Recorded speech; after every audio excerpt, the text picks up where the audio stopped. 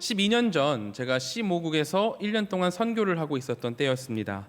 제가 스파게티를 굉장히 좋아해서 그 해외 시골 동네에서도 파스타를 한다는 곳은 다 돌아다니면서 맛을 봤었습니다. 그렇게 맛집을 알아놓고 파스타가 먹고 싶을 때마다 찾아갔어요.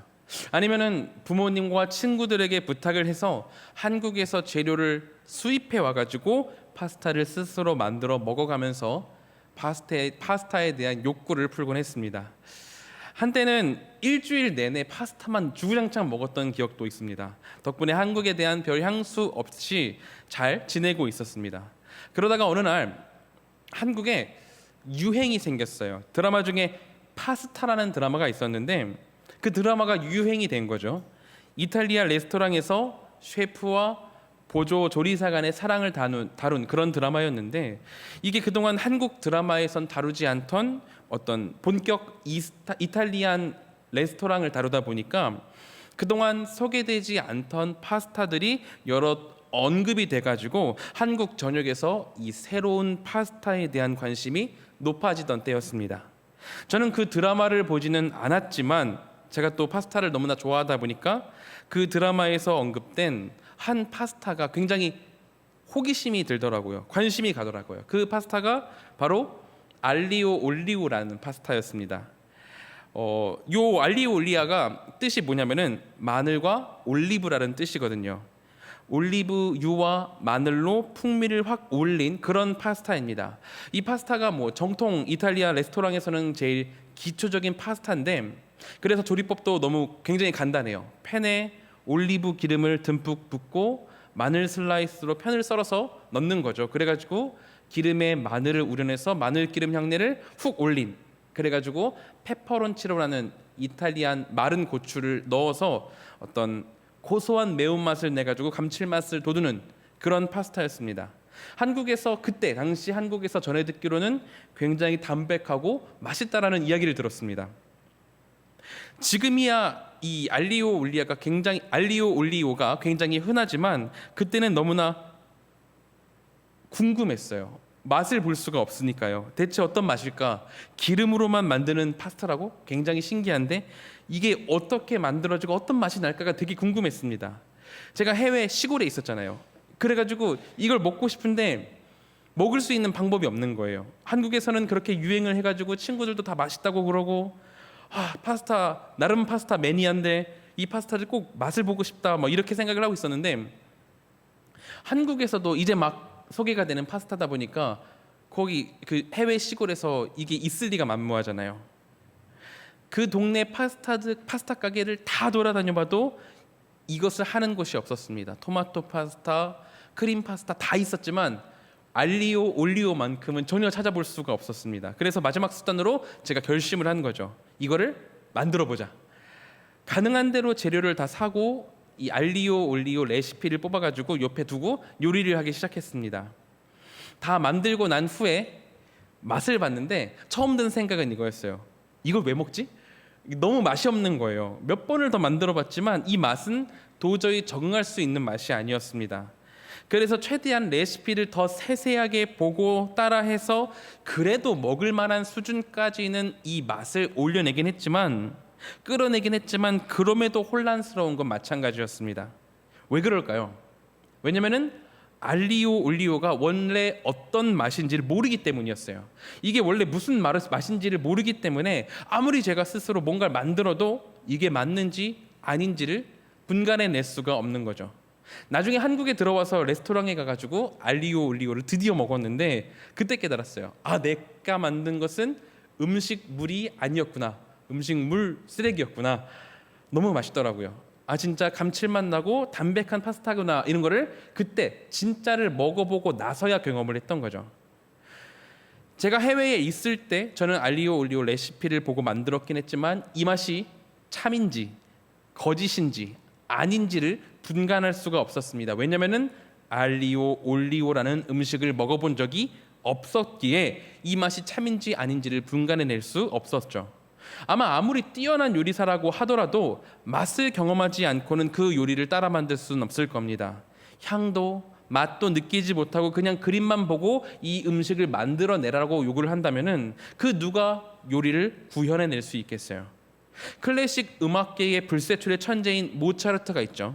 모차르트가 어렸을 때 아주 어려운 합주곡이 옆에서 흐르고 있었고 그의 아버지가 모차르트에게 이것을 모두 악보로 옮겨낼 수 있냐고 물어보자 모차르트가 가능하다고 했다고 그래요. 그래가지고 그 자리에서 바로 쓴 것도 아니고 듣고 외웠다가 집으로 가서 악보로 풀어냈는데 이 곡이 완벽하게 써져 있었다라고 합니다. 이런 모차르트도 만일 그가 귀를 막고 그냥 연주하는 모습만을 보고 악보로 쓰라고 한다면 그가 할 수 있을까요? 아마도 그는 악보를 단 한 절도 써내지 못했을 겁니다. 저는 오늘 본문을 읽을 때 이 생각을 했습니다.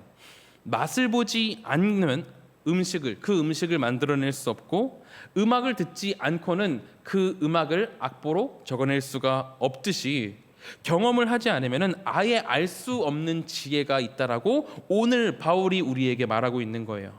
뭐 음식은 레시피를 보면은 그래도 근접하게나마 맛은 낼 수 있고 또 모차르트 정도의 천재라면은 악기를 다루는 손의 모습이라든지 그 악기를 다루는 자의 호흡법만으로도 소리는 듣지 않고도 악보를 어느 정도는 구현해낼 수는 있을 거예요. 그런데 오늘 바울은 소개하기를 이 지혜는 지금 오늘 내가 소개하는 지혜는 어떤 경험으로도 세상의 그 어떤 경험으로도 깨달을 수 없는 유일한 지혜라고 말을 하고 있다는 거예요. 세상의 모든 것을 알고 있는 현자라고 할지라도 세상에 있는 지식과 감각, 경험으로는 알 수 없는 지혜가 있다는 거죠. 오늘 보면 7절은 이렇게 이야기를 합니다. 오직 은밀한 가운데 있는 하나님의 지혜를 말하는 것으로서 곧 감추어졌던 것인데 하나님이 우리의 영광을 위하여 만세정에 미리 정하신 것이라. 바울이 이야기를 합니다. 세상에서는 완전히 감추어졌던 지혜가 있는데 그게 바로 하나님께서 우리를 위해 태초부터 준비하신 하나님의 지혜가 있다라는 거예요. 근데 세상은 우리 그리스도인들의 지혜, 하나님의 지혜를 질투해 왔대요. 왜냐하면 허락되지 않은 자들에게는 감추어진 비밀이고 영적인 눈이 떠져 있는 사람만 알 수 있는, 경험할 수 있는 놀라운 사건이기 때문에 세상 사람들은 이 지혜를 가지고 있는 그리스도인들을 질투해 왔다고 합니다. 그러다 보니 세상은 이 지혜를 질투하면서 그리스도인들에게서 빼앗으려고 아니면 그것이 무엇인지 밝혀내려고 했습니다. 저는 그게 잘 나타나져 있는 게 다빈치 코드라는 책과 영화인 것 같아요. 다빈치 코드라는 이제 원작 소설을 가진 영화가 있는데 어떤 영화냐면은 기호학자인 주인공이 있습니다. 기호학자인 주인공이 있고 그 주인공이 한 살인 사건에 연루가 돼요. 모종의 세력이 예수님이 마지막 만찬에서 드셨다는 성배, 마시셨다는 그 성배를 찾기 위해서 사건이 일어나고 있는 중이었어요.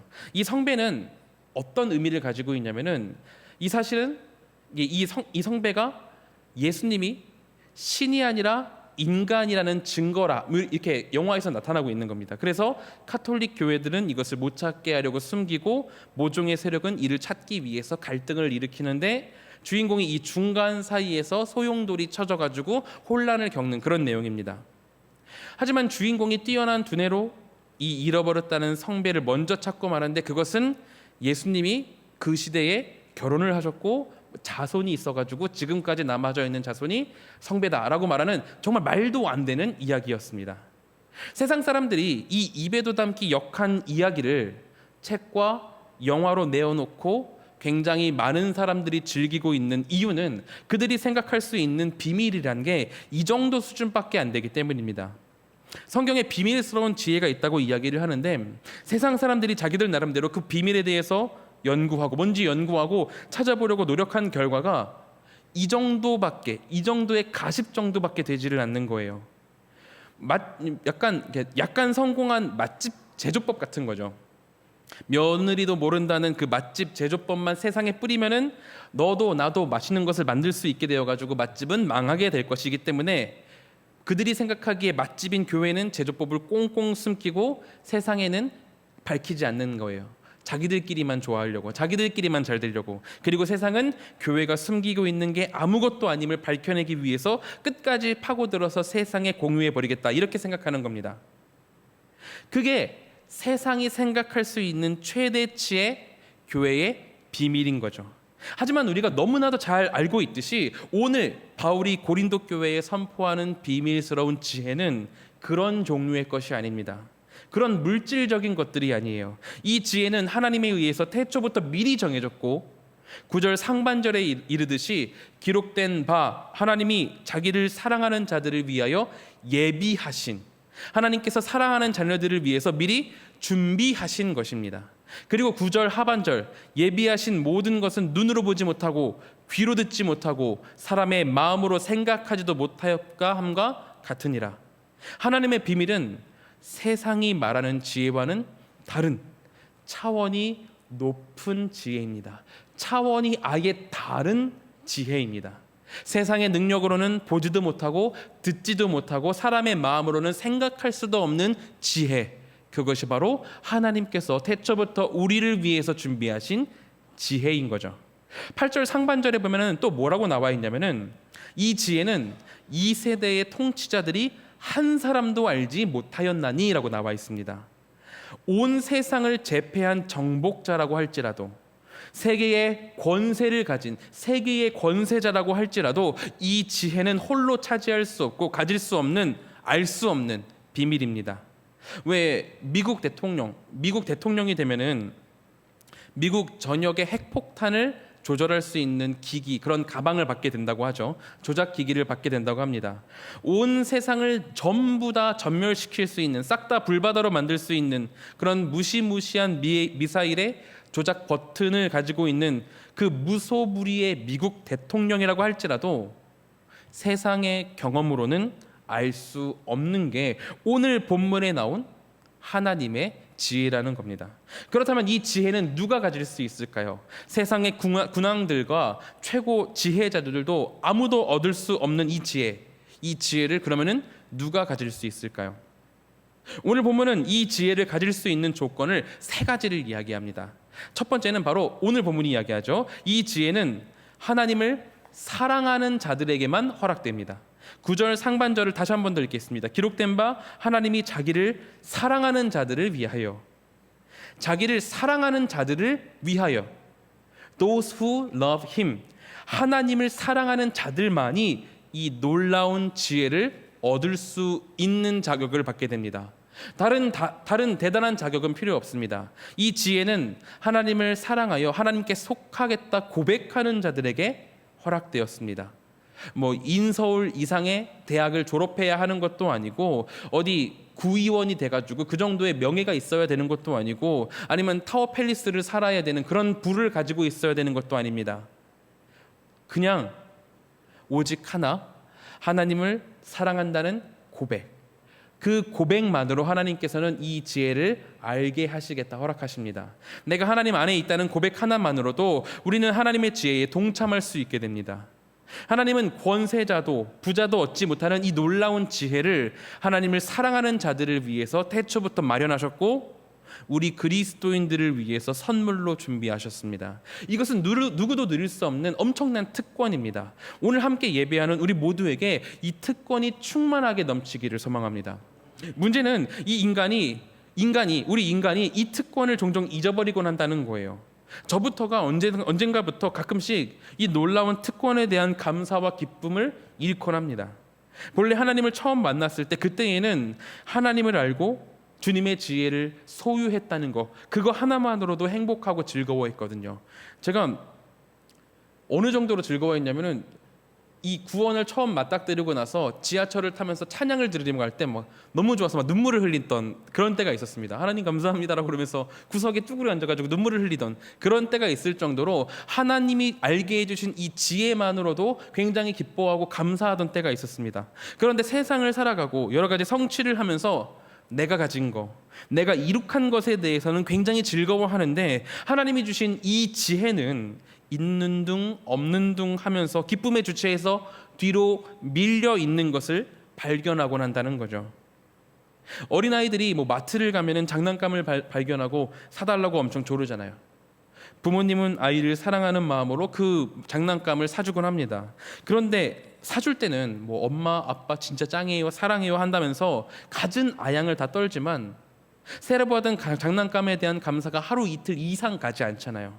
그런 것처럼 나 자신 또한 하나님이 주신 이 지혜에 대한 감사가 어느새 뒷전이 되어버린 모습을 발견하곤 한다는 거예요. 오늘 함께 말씀을 나누는 우리 모두가 기억하길 바랍니다. 이 하나님의 지혜는 왕도, 권세자도, 그 어떤 지혜자도 스스로는 깨닫지 못하던 것인데, 하나님을 사랑한다고 고백하는 우리에게는 주님께서 우리에게 선물로 부여해 주신 것입니다. 이 놀라운 지혜를 선물로 주신 하나님께 대한 감사와 찬양이 함께 해야 한다는 거죠. 우리 주님은 이 모든 감사와 찬양 영광 받기에 합당하신 분이시며 우리에게 베풀어 주신 은혜가 한이 없으신 분이십니다. 이 지혜에 참여하게 하신 하나님을 기억하는 오늘 하루가 되기를 소망합니다.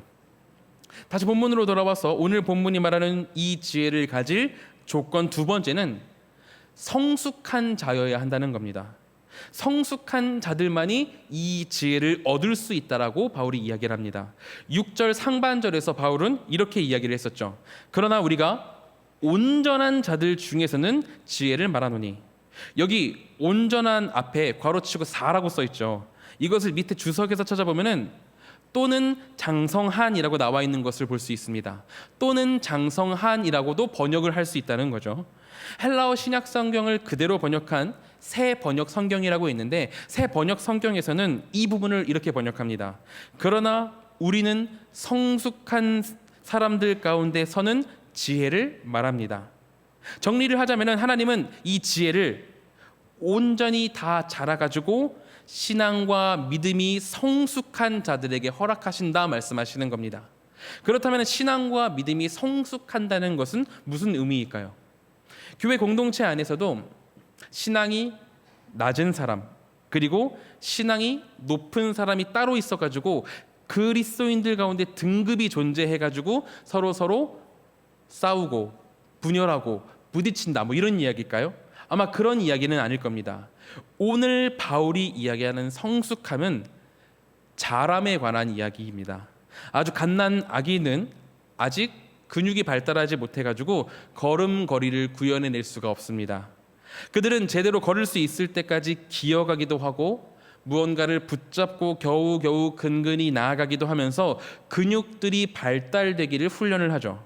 그러고 나서 이제 근육이 다 단련되면, 근육이 다 자라게 되면 스스로 발걸음을 떼서 한 걸음 한 걸음 한 발자국 한 발자국을 걸어 나아갈 수 있게 됩니다.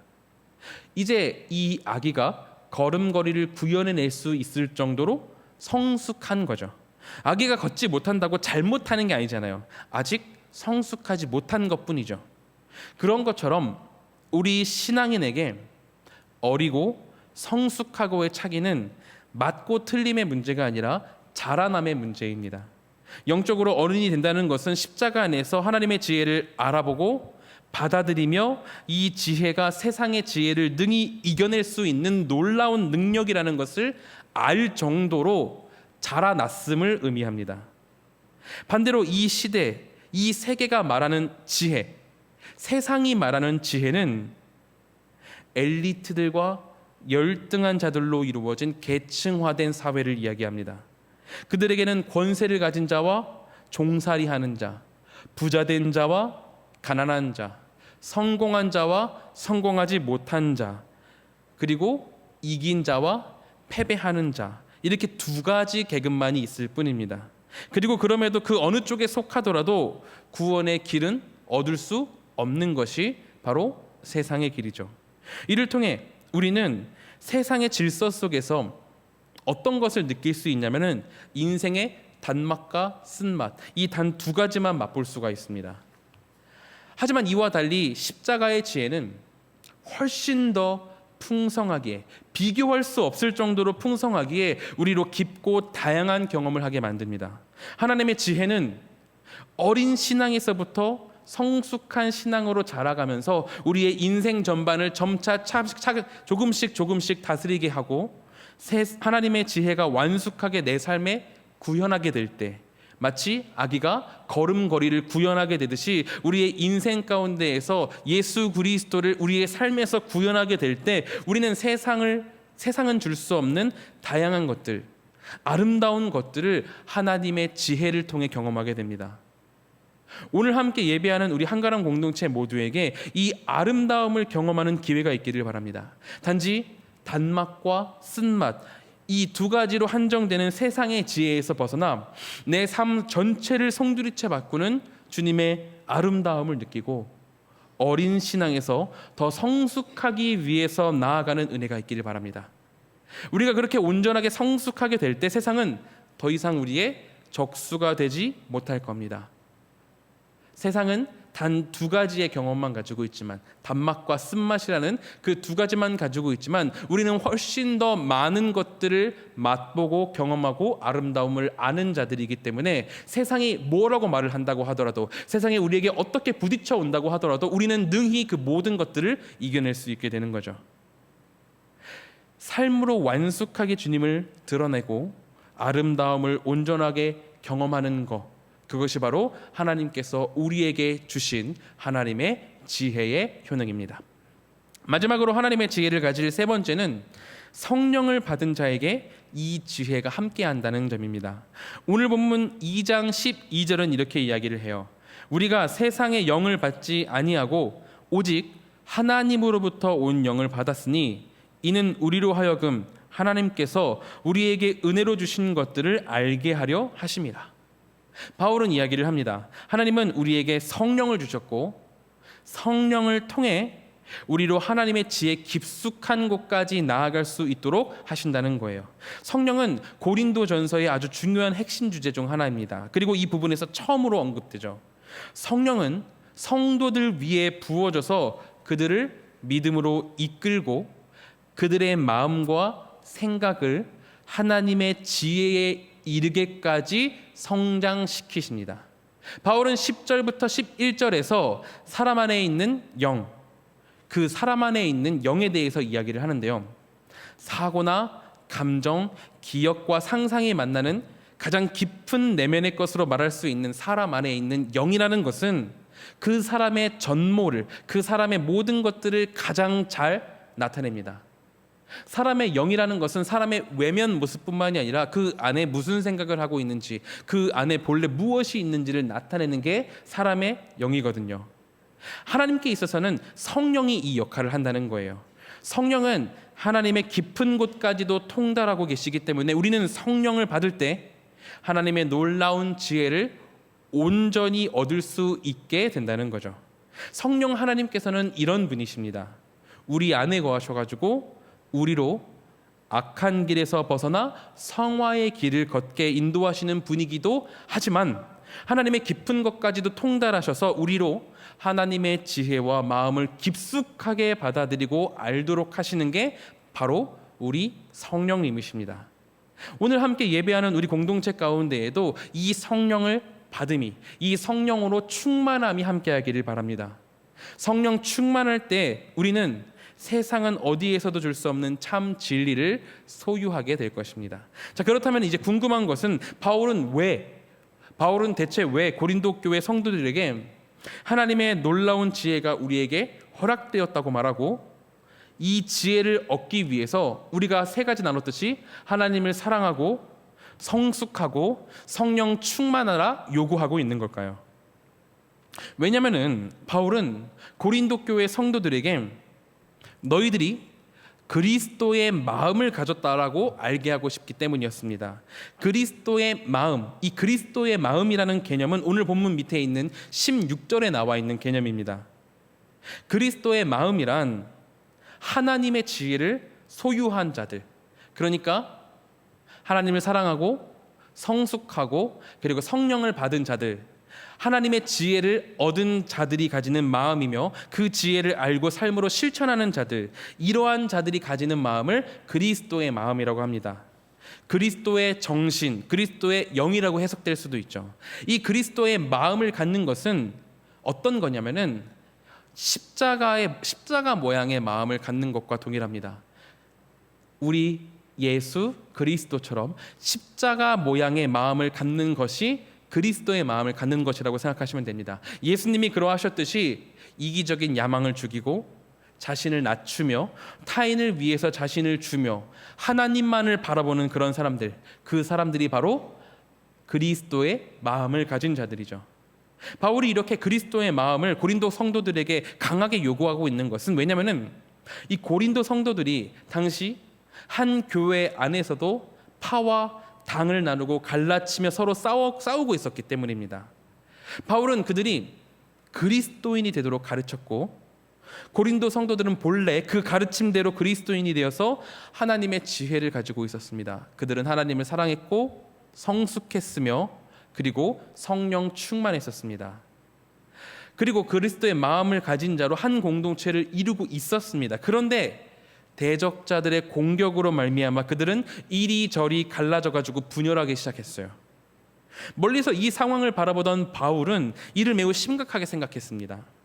이렇게 살아가는 것은 그들이 고린도 교회 성도들이 그리스도인들이 마땅히 살아야 하는 방식을 벗어나서 세상의 방식으로 살고 있다는 그런 증거를 보여주는 것으로 생각됐기에 바울은 매우 걱정하면서 고린도전서, 고린도후서를 보내고 있는 거예요.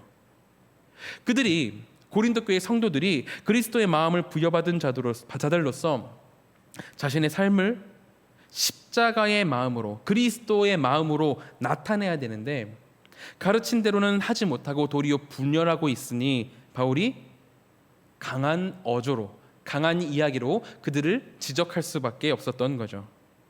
바울이 이야기를 하는 겁니다. 너희들은 지금 하나님을 사랑하지 않고 성숙하지 못하며 성령 충만하지 않은 상태다. 고로 너희들은 하나님의 지혜를 잃어버린 상태다, 망각한 상태다라고 지적을 하고 있는 겁니다.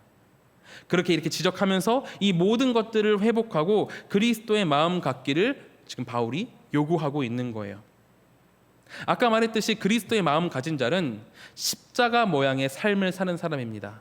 예수님과 같이 자신을 희생하는 삶을 살며 연약함 가운데 하나님의 능력을 드러나게 하는 사람들이에요. 약함 가운데에서도 우리를 강하게 빚으시며 하나님을 드러내는 삶을 살도록 하나님 앞에 모든 것들을 내려놓고 주님의 뜻대로만 사는 사람이 바로 그리스도의 마음 가진 자입니다. 우리의 삶 전체가 십자가의 형상으로 변화되는 것이 그리스도의 마음을 가진 자예요. 하지만 고린도 교회 성도들은 십자가 모양의 삶을 버리고 또 희생을 포기하고 공동체를 버리며 자신의 연약함을 그대로 보이고 있으니까 바울의 마음이 굉장히 좋지 않아 이 고린도 전서와 후서를 보내게 된 거죠. 우리는 이것을 주의해야 합니다. 성경 시대의 고린도 교회는 분열이라는 키워드로 자신의 연약함을 드러냈습니다. 지금 현대를 살아가는 우리도 여러 가지 키워드로 연약함을 드러내곤 해요. 본문의 시절과는 또 다른 방식의 연약함들이 우리 안에서 드러나곤 하죠. 관계의 연약함, 물질의 연약함, 도덕 교려의 연약함, 거짓의 연약함, 수많은 연약함이 우리 안에 있고 우리는 이로 인해 십자가의 모습을 드러내진 못하고 합니다. 이런 상황에서 우리가 이런 상황에 있을 때 기억해야 할 것이 바울이 16절에서 외치듯이 우리가 그리스도의 마음 가진 자였다라는 것을 기억하는 것입니다. 적어도 한때 우리는 하나님을 사랑함으로, 신앙의 성숙함으로, 성령 충만함으로, 하나님을 사랑함으로 하나님의 지혜를 얻은 자들이었습니다. 그렇게 그리스도의 마음을 가짐으로 자신의 삶을 십자가의 모양으로 변화시켰던 자들이었어요. 그런데 이제 다 잊고 악한 삶을 살고 있고 망각해가지고 십자가의 모양을 다른 모양으로, 돈의 모양으로, 아니면 건강의 모양으로, 다른 모양으로 변화시키고 있으니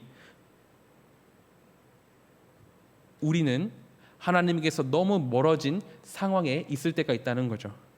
그 시절을 기억한다면, 우리가 이전에 십자가의 모양으로 우리의 마음을 만들었던 것들, 하나님의 지혜를 얻고 기뻐했던 것들, 그 시절을 기억한다면 오늘 바울의 부르짖음을 다시 한 번 더 마음에 되새기고 변화의 길로 나아갈 수 있는 용기가 있기를 소망합니다. 지금은 비록 내 삶 속에서 십자가의 모습이 이렇게 붕괴되어 버렸지만 그 붕괴된 돌을 다시 집어들고 십자가 모양을 하나씩 쌓아 올리면서 회개하는 눈물이 있기를 바랍니다.